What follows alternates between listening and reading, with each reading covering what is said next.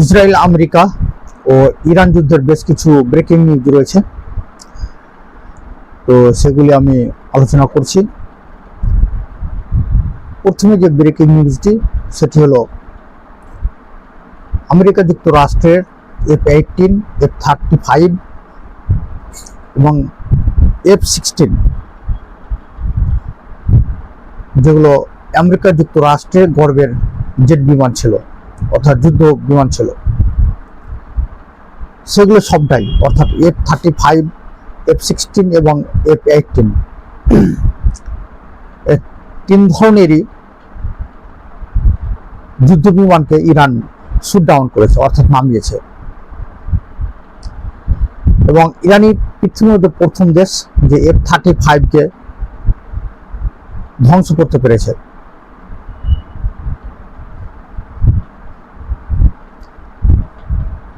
যেখানে অন্যান্য দেশের আরো ডিফেন্স সিস্টেম উন্নত রয়েছে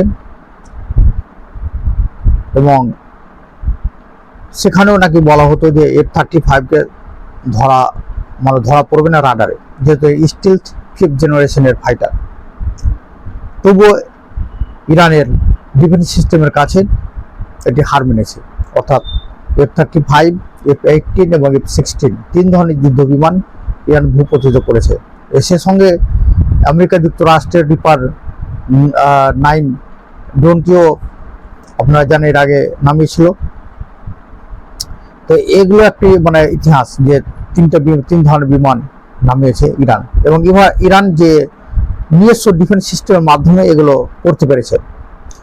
যে ডিফেন্স সিস্টেমটি নাম বলা হচ্ছে যে মাজিদ, কোন চ্যানেল বাসিদ বলছে। তো যাই হোক, ইরান তার নিজস্ব প্রযুক্তিতে তৈরি করেছে ডিফেন্স সিস্টেম। ইরানের কাছে যদিও এর আগে রাশিয়ার S-300 রয়েছে এবং চীনের MQ-9 রয়েছে, চীনের HQ-9 রয়েছে, যদিও সেগুলো সেভাবে অতটা সফল হয়নি। তবে ইরান তার নিজের প্রতিরক্ষা সিস্টেম, ডিফেন্স সিস্টেম বাসিজের মাধ্যমে তিন ধরনের বিমানকে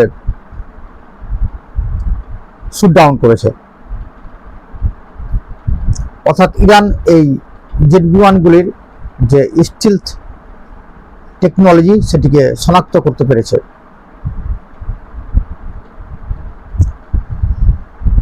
যা আমেরিকার জন্য এটি চ্যালেঞ্জ হয়ে দেখা দিয়েছে।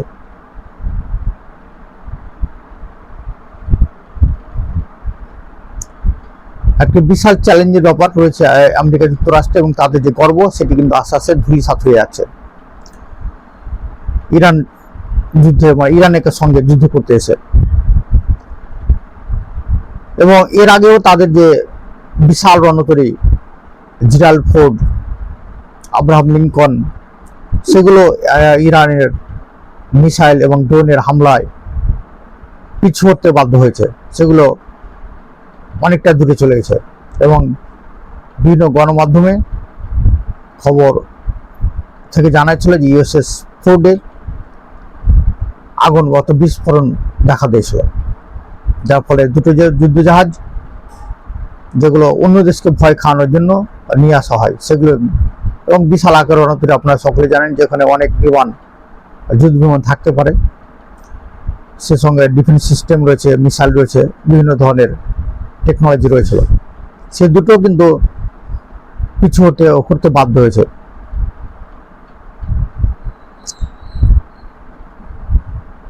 এবং আরেকটি খবর, কয়েকদিন আগে রাশিয়ার প্রতিরক্ষা মন্ত্রী বলেছিলেন যে ইরানের কাছে এমন কিছু অস্ত্র রয়েছে, আঘাত করার ক্ষমতা সম্পূর্ণ এমন কিছু অস্ত্র রয়েছে যা আমেরিকা যুক্তরাষ্ট্রেও নেই। এবং তিনি আরো বলেছিলেন যে রাশিয়ার চেয়েও অনেক অস্ত্র রয়েছে ইরানের। অর্থাৎ তিনি বলতে চাচ্ছেন যে ইরানের কাছে অনেক উন্নত মানের অস্ত্র রয়েছে, প্রযুক্তির অস্ত্র রয়েছে।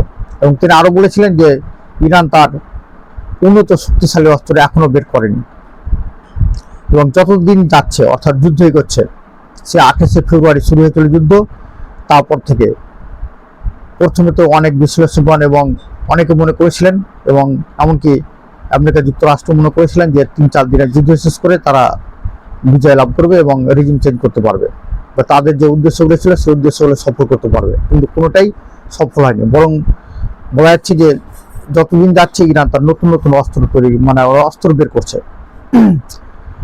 এদিকে নতুন সাবমেরিন বের করেছে ইরান,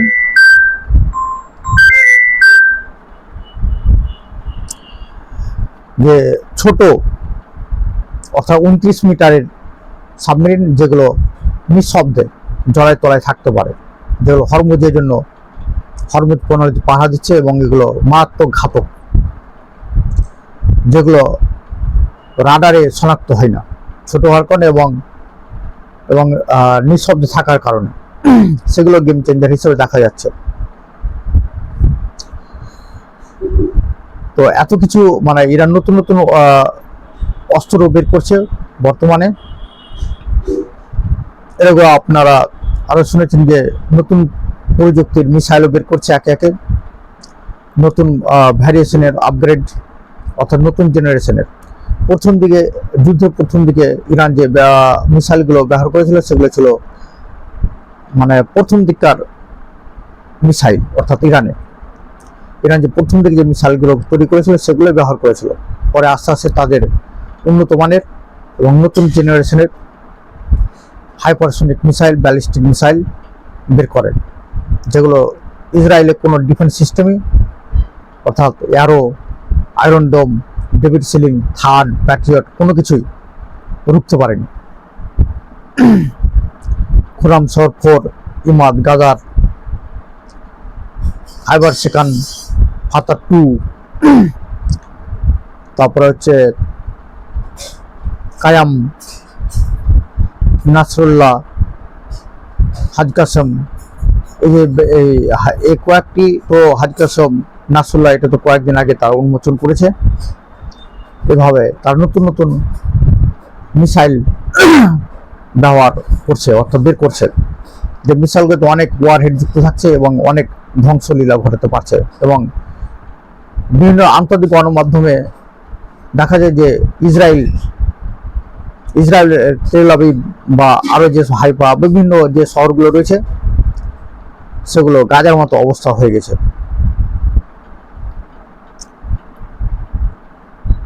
ইরান বিশেষ করে বর্তমানে ক্লাস্টার বোমা ইউজ করছে, মানে একটা মিসাইলের সঙ্গে অনেকটি ওয়ারহেড যুক্ত থাকছে, যেগুলো ব্যাপক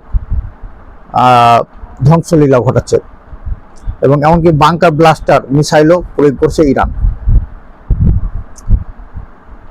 এবং এর আগে আরেকটি মিসাইল দেখা গেছিল ইরান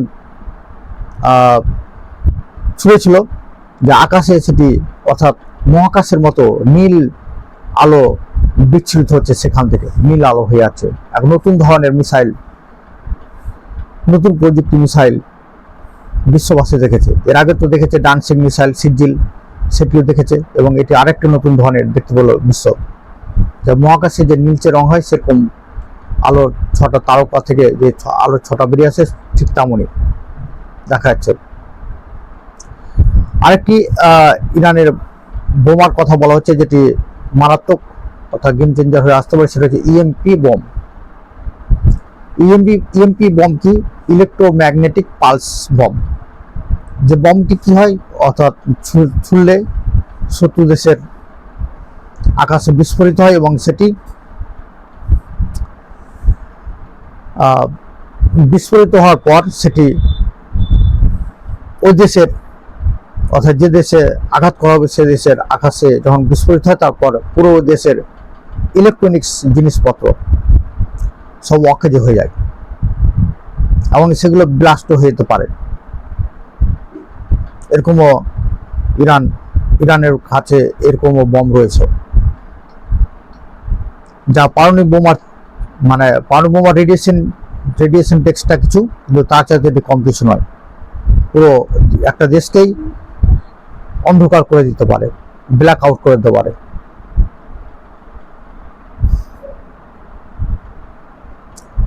এদিকে আমেরিকা যুক্তরাষ্ট্র চেষ্টা চালাচ্ছে যুদ্ধ উপনীত করার জন্য, পাকিস্তানকে তার দূত হিসাবে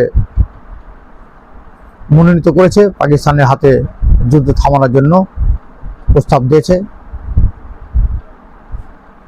এদিকে পাকিস্তান চেষ্টা চালাচ্ছে যে যুদ্ধ থামানোর জন্য আমেরিকা যুক্তরাষ্ট্রের দূত হিসাবে। এদিকে আরেকটি খবর যে ইরান তার হরমুজ প্রণালী দিয়ে 5টি দেশের জাহাজকে ছাড় দেওয়ার ঘোষণা করেছে। সেটি হলো ইরাক, রাশিয়া, চীন, পাকিস্তান ও ভারত।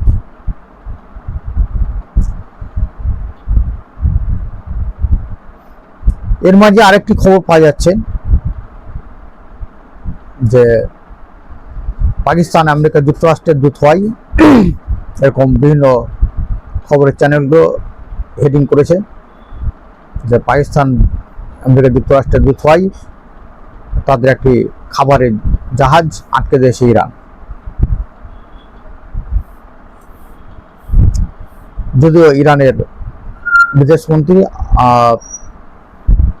আব্বাস আরাকচি এর আগে এই 5টি দেশের যে কথা বলা, সেই 5টি দেশকে হরমুজ প্রণালী দিয়ে যাওয়ার ছাড়পত্র দিয়েছে। এবং আরেকটি খবর আছে যে টোল ট্যাক্স, অর্থাৎ টোল দিতে হবে, এখান থেকে যে জাহাজগুলো যেতে হবে যে সব দেশে, তাদের টোল ট্যাক্স দিতে হবে ইরানকে। এটা তারা কার্যকারী করছে বা করেছে। আরেকটি খবর পাওয়া যাচ্ছে যে ইরানের নৌবাহিনীর যে কমান্ডার,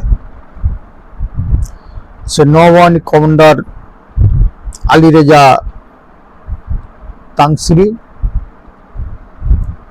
আমেরিকা যুক্তরাষ্ট্রের হামলায় নিহত হয়েছেন। বিভিন্ন আন্তর্জাতিক গণমাধ্যমে এই খবরটি বেরিয়েছে আজকেই।